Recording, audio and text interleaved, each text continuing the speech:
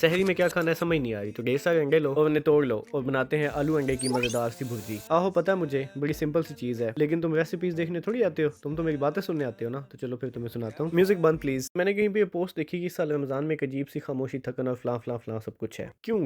किस चीज की थकन है, किस चीज की खामोशी है? क्यों रमजान को एसोसिएट कर रहे हैं उदासी के साथ? रमजान आया है, हम बड़े लोएस्ट पॉइंट पे हैं और बड़ी मायूसी छाई हुई है। किस बात की मायूसी छाई हुई है? I think we need to change this mindset. Ramzan तो महीने ही रहमतों और बरकतों का है, शहरी की रौनकें, अफ्तार की बरकतें, दरमियान में इबादत, तो इस बीच में ये उदासी किस बात की है? जितनी हो सकती है अल्लाह ताला से रहमत मांगो और उसकी नेमतें समेट लो और इस महीने को एंजॉय करो as much as you can. साल में सिर्फ एक ही दफा आता है। यू नेवर नो, हो सकता है कि तुम्हारी जिंदगी का आखिरी रमजान हो, तो तुम इसे ऐसी मायूसी में गुजार दोगे। What is this behaviour? मैं अंडे फेंक लेने, प्याज हल्के से डाइस करके, ज्यादा तुमने ब्राउन नहीं करने, वाइट वाइट ही गाने देने हैं। आगे में से धुआं निकलना चाहिए, ऐसे नहीं, ऐसे। अब देखा आई चस हो गए ना पैसे पूरे थे। प्याज हल्के से सॉफ्ट करके उसके अंदर तुमने आलू डाल देने हैं।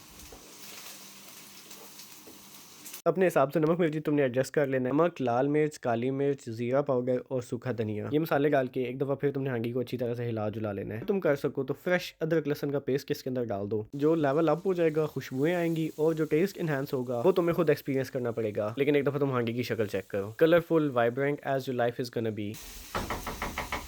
आँच थोड़ी हल्की करके इस पे ढक्कन दे दो और जो एक्स्ट्रा भांडे गंदे किए हैं उनको धो दो साथ साथ। लुक, इससे अगले का काम आसान हो जाएगा। ऐसे भी तो यहाँ पे तुमने वेले ही खड़े होना है। जगह तुसी रोला पाए है कि डालडा घी मत इस्तेमाल किया करें। एलो जी, केटीसी दा देसी घी। मैंने ईस्ट एंड केटीसी खानम ये तीनों देसी घी ट्राई किए हैं, लेकिन कोई मजा नहीं आया। एक लैला रहता है वो ट्राई करना है। डालडा में और इसमें एक ये भी फर्क है कि ये जब इस तरह से दरमियान में लगाया जाता है पराठे में, और जैसे मैं रेगुलरली बनाता हूँ तो फिर मुझसे सही नहीं लगता, इसमें से घी लीक होने लग जाता है, पराठा सही ठप ही नहीं होता। इस वजह तो डालडा इस्तेमाल करी, जैसी वो थोड़ा सख्त होता है तो वो इजीली लग जाता है। हम बेसिकली देसी घी पाकिस्तान से मंगवाते हैं। आदिल का या मेरा कोई भी जानने वाला अगर पाकिस्तान से आ रहा हो ना, तो हम उसे सिर्फ एक ही चीज़ डिमांड करते हैं कि हमारे घर से देसी घी लेके आना, देसी घी या हनी। इसके अलावा हमने कभी कुछ नहीं मंगवाया। नाला लांडी तो व्याख रखे है वो थले लग ही ना जाए। जब आलू अच्छे से गल जाए तो इनमें तुमने अंडे डाल देने हैं। अंडों को थोड़ा पकाकर इस पे तुमने हरा धनिया डाल देना है और इसको डन कर देना है। अब उस तरह से पराठे बन नहीं रहे तो बाबर भाई के चोरस पराठे बनाने पड़ेंगे। अगर अगली इसकी डिटेल वीडियो चाहिए तो मुझे कमेंट कर देना, मैं इसका पार्ट 2 बना दूंगा। नेक्स्ट वन, दुआ में याद रखना, अपना ख्याल रखना, अल्लाह हाफिज़।